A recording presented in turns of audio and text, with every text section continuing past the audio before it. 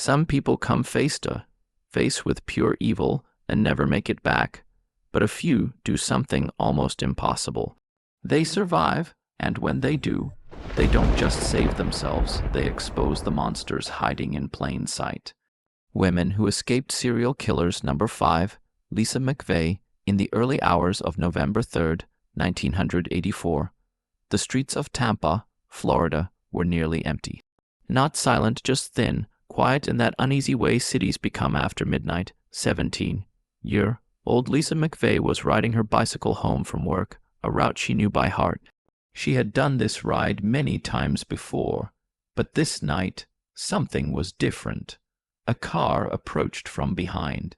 Its engine slowed, then it began moving beside her.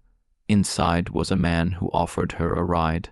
Lisa refused. The car didn't leave. Seconds later, the driver stepped out, grabbed her, and forced her inside. What Lisa didn't know was that she had just been taken by a man who had already killed before. The man was Bobby Joe Long, a drifter with a violent past and an active serial killer operating across Florida. He drove her to a secluded house north of Tampa. No nearby neighbors, no traffic, no easy way out. Inside, Lisa was tied up. And then he told her something chilling. He planned to kill her, but first he intended to assault her. For most people, panic would have taken over. Lisa did the opposite. She started talking, not begging, not screaming, talking. She asked him about his childhood, his family, his life. She listened carefully, responded calmly, treated him like a human being, not because she trusted him, but because she understood something critical. If he saw her as a person, it would be harder for him to kill her. Hour by hour, she built a psychological connection. She told him he could still change, that his life didn't have to end this way, that someone believed he could be better. When that wasn't enough, she tried something else. She told him her father was dying, that her family was already suffering, that her death would destroy them. This time it worked.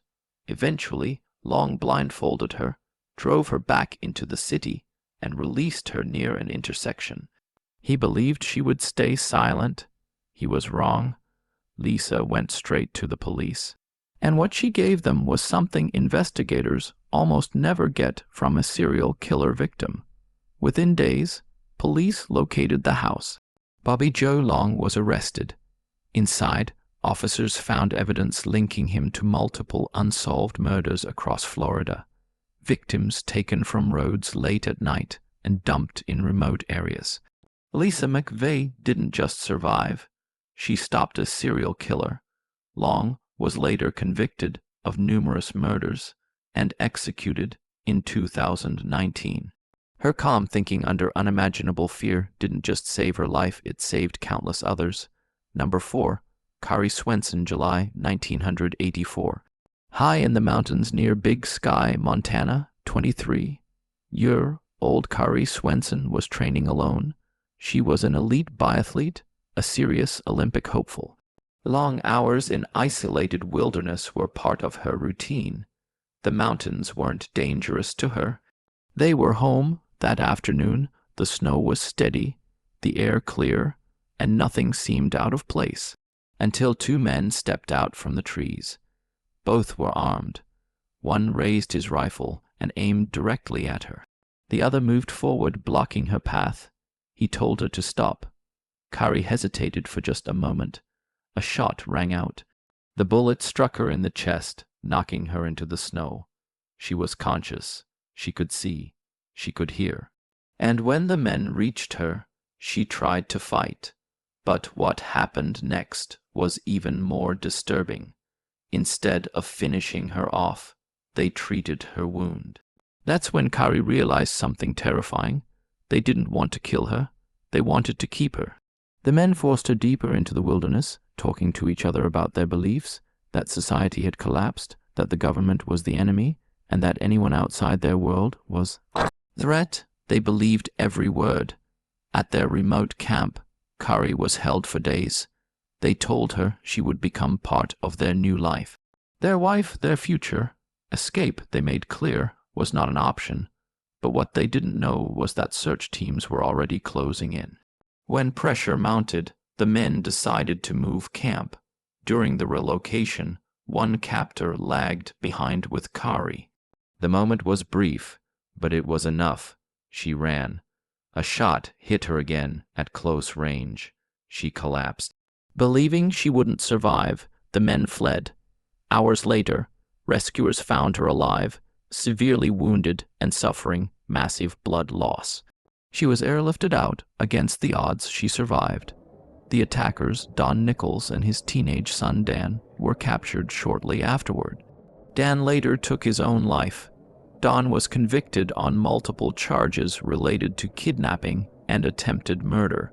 Kari's injuries ended her Olympic career, but she rebuilt her life and proved something powerful.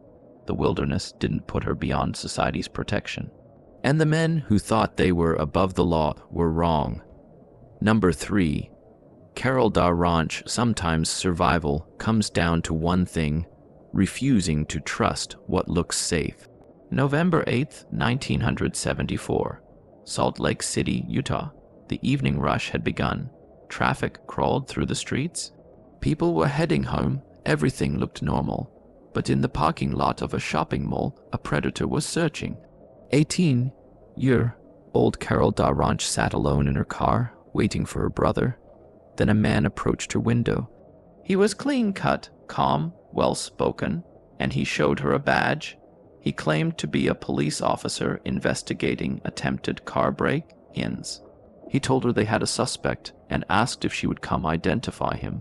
Carol hesitated, but he seemed official. Professional, helpful, so she agreed. She locked her car and followed him to a tan Volkswagen Beetle. That decision nearly cost her life. Once inside, the man didn't bring out a suspect. Instead, he pulled out handcuffs. What happened next wasn't a quiet abduction. It was a violent fight for survival. Carol fought back with everything she had. She kicked, scratched, punched. The man struck her in the head with a crowbar, blood running down her face. She kept fighting. In a desperate move, she forced the car door open and threw herself onto the pavement. Passing drivers saw the struggle and started yelling. She tackled him and sped away. Carol stumbled to a nearby shopping center. At the hospital, she did something incredibly important. She didn't just save the patient.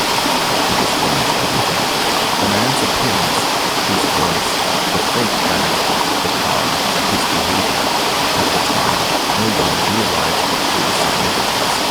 Carol Ranch had just escaped Ted Bundy. He had already murdered multiple women.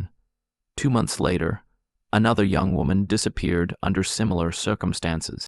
Using Carol's detailed description, investigators created a sketch. Years later, when Bundy was finally arrested, Carol was brought in for a lineup. She identified him immediately. Her testimony became one of the first major courtroom pieces, connecting Bundy to violent assault. It also revealed his method: fake authority, public parking lots, handcuffs, a small car. Her courage didn't just help convict a killer. It helped expose one of the most dangerous predators in American history. Number 2, Tiffany and Kara. Sometimes survival doesn't stop a killer. Sometimes it only delays him. Summer 1996. Virginia, 15-year-old Tiffany Hayes was going about a normal day when a man approached her. The interaction seemed ordinary. Then suddenly it wasn't. Within moments, he maneuvered her away from public view and forced her into a waiting car. There was no chaos, no shouting. Everything was controlled. He took her to a quiet residential home. Inside, she was restrained. Rules were established immediately: where she could sit, when she could speak, how she was expected to behave. Tiffany realized something quickly. Fighting wouldn't help, so she changed her strategy. She watched. She studied him, his routines when he left the room, what made him relaxed, what made him tense. She wasn't waiting to be rescued. She was learning her captor. After 24 hours, the man unexpectedly released her, but he had blindfolded her and driven around first, making sure she couldn't identify the location. She reported everything, but he disappeared, and for 6 years he remained free.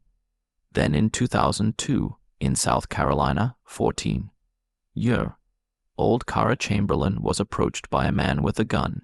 She was forced into his vehicle and taken to a house. Just like Tiffany, she stayed calm.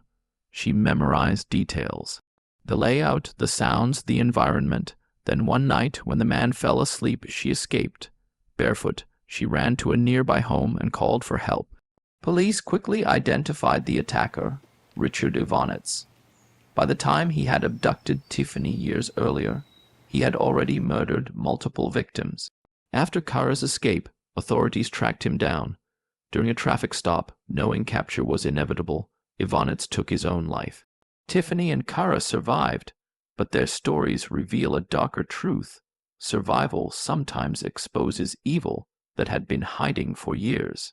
Number 1, Desiree Hartsock. Some predators don't hunt in shadows. They hunt the vulnerable. September 13th, 2016.